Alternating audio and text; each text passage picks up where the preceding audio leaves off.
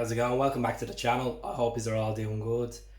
Happy Tuesday. So my preview for the game on Thursday against Riga, 6 o'clock kickoff. It's on Premier Sport 2. It's a route into Europe, European football. 2 rounds to get into the Europa League, second tier of European football. As we all know, we had a great season last season in the Europa League. Group stages, getting the famous win against Lazio, beating Rennes at home, beating Cluj at home, and then obviously it was a bad game at home against Copenhagen. But we could take a lot of positives from that season in Europe. We done quite well. Memorable moment, as I said, back in Rome. So what I'm expecting from Riga FC, the Latvian champions, the game's away. It's in an 8,000 seater stadium. Capacity doesn't really matter because there's no fans at it. With a global pandemic going on, it doesn't really mean nothing to anyone, you know. So it's a one-legged affair. Riga FC are the champions of Latvia for the last 2 years in a row. They're flying high. They're doing well in the Latvian league. 17 wins, 2 defeats, no draws, 4 points on top. Walking the league, absolutely walking it. And a lot of people might say, "What? It's only 4 points."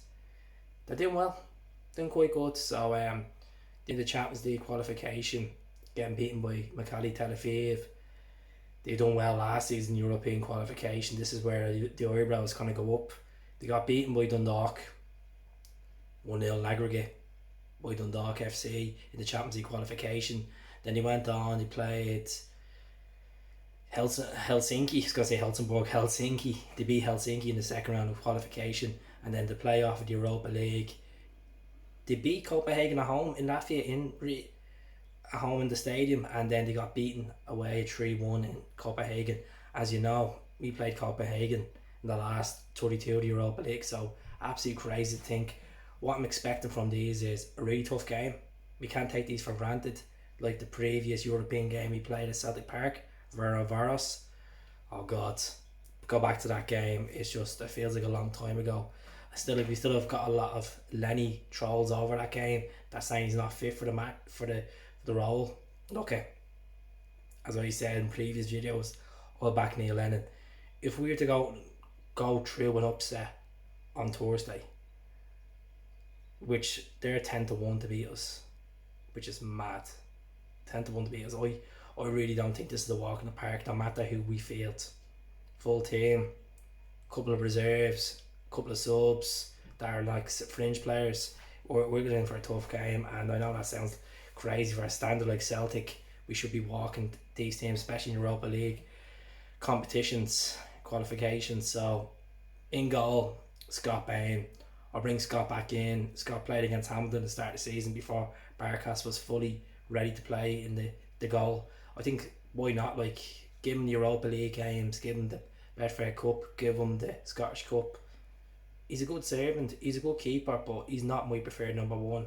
For these competitions, I'd rotate the keepers around, give them the experience, give them the appearances, make them feel good about themselves. You know, a bit of healthy competition is good. I'm gonna go with, at the back, I'm gonna fancy Beaton and Duffy. I think Beaton's gonna come back into the squad. I think he'll have Ajer on the bench. Julian, I don't know if he's fully fit yet, so I'm gonna go with Duffy in this. I think Duffy, as we all know, aerial threat is fantastic. That's where we need to get our goals from this season. I'm sick of saying it, but that's what he brings. He was unlucky the weekend not to score against Livingston. Barking the orders out, quite good. I'm gonna go with Alhamid in there as well. I think Alhamid is gonna play with the 2 boys. We'll have the 3 in the back, and then on the right wing back, I'm gonna fancy James Forrest on this. I think Jamesy will get the nod over young Dembele. I just don't think he'll bring Dembele just yet into the squad. So Jamesy in there. Jamesy was alright the weekend. Pretty decent coming off the bench. Done alright. You know, he got a little bit of game time. He was okay. In previous games he was being alright. Fair enough, he took his goal well against St Mirren last week. So Jamesy in there. Left wing back. This is an absolute pain to talk about. I hate talking about this. I hate criticising players, but Taylor's going to get the nod to say over El Nusi. Taylor needs to really get it together. You know, a lot of people throw stats at me on this channel and say this many goals and this assists, but come on, he's still not good enough to be a left back, and that's the facts. You know, could be a good sub left back, but realistic. It was down to if I had an option between Johnny Hayes and Taylor at the time to be left back position. If Johnny Hayes was at the club, Johnny Hayes all day. You know, Johnny Hayes wears his heart in his sleeve. He gives everything where he plays. So unfortunately, he's moved on to Aberdeen, and that's what happens. So them at the back, I can see David Turnbull coming in for this. I think it'd be great to get David Turnbull in the squad, feature with Scott Brown and feature with Christie. I think McGregor might be rested for this one. I really think a lot of people are going to say, oh, Scott Brown again, why be playing him in this game? He's a leader. Yes, he does slow down the style of football, but he's a commanding leader. We can't take this team, Riga, for granted. He played the last time, it didn't work out. Yes, he did come out and say that Lenny shouldn't criticise the players.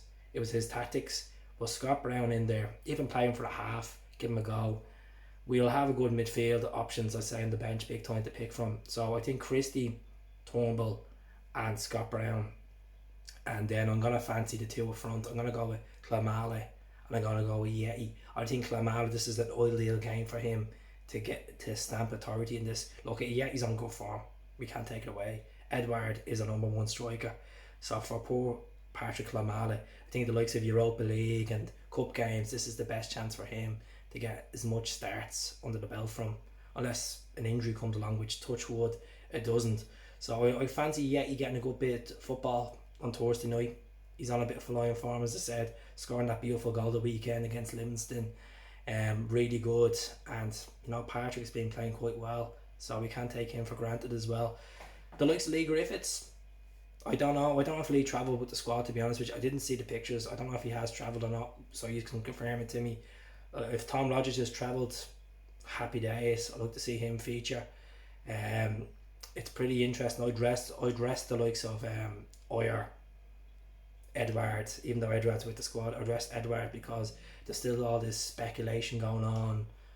Villa, Arsenal, French teams, you know, it's all speculation. This will keep rolling on until the 5th of October. And if it comes to a case, which I don't like saying this, Celtic get knocked out of Europe by Riga, he's gone.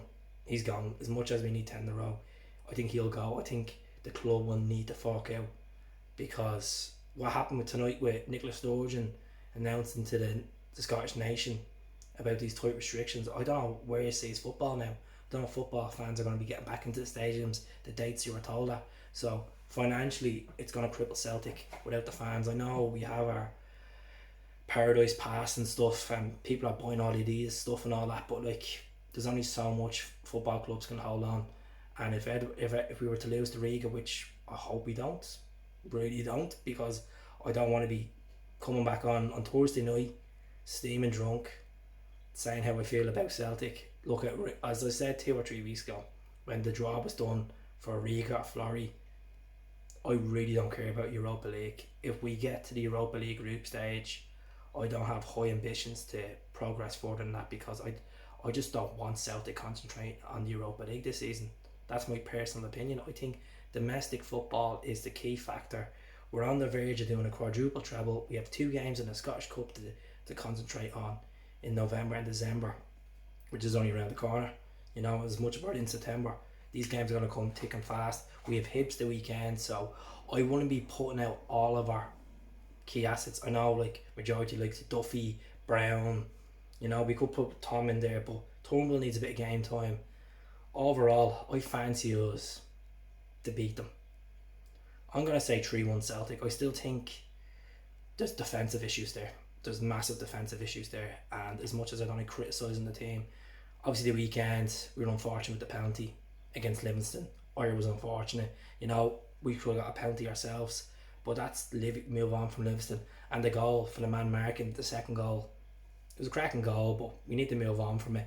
So I'm going to say 3-1. I think Celtic are very reluctant to give away these early goals, you know, and it's happened. It's happened to us like so far this season. So I think 3-1. Where I think the goals will come from, I'm gonna say a Duffy set piece for an equaliser. I think they'll score force against us. Yeah, I know it sounds crazy. Force against us. I'm gonna fancy Klamala on this one. I really think that Patrick Klamala is gonna step up, and then I'm gonna go with James Forrest. I love to see Mohamed El Nussi get a bit of football under the belt as well, but in the Charm Cup feature as well, we'll have to see. In regards to the whole James Mcclean transfer, now look, I love to see James Mcclean at Celtic. He's 31 years of age. He's a massive Celtic fan. He could reunite with Duffy, the Dirty Boys. You know, it'd be class. He knows what importance a 10-year-old is. We need someone in there that wants to wear the shirt and give everything. You know, give everything. The passion is severe, like very severe, very, very good. But I would take him. But the Michael O'Neill, Stoke manager, came out and said that you can't see him leaving the club in this transfer window because they're under financial fair play problems at the moment. So they can't see him leaving. But never say never in football. I'd welcome him at Celtic. Give him a season or two at Celtic. Let him wear it. Kind of like a Robbie Keane job, you know. Bit of buzz to it. If you can deliver the goods, get a couple of assists, a bit of competition on the wings. Yes, of course. You know, we'd be linked with Paddy Roberts. My personal opinion of Paddy Roberts, I love Paddy Roberts. If it was between Mcclean and Roberts, I'd pick Roberts. I really would. I think obviously Roberts has the experience of playing for Celtic, winning the titles. He knows the importance, the style of football. I know has changed in Neil Lennon compared to what it was with Rodgers. I pick Roberts over Mcclean. I know that sounds crazy, but that's how I feel. A lot of might disagree. I don't want people just going for Mcclean for the sake of his background.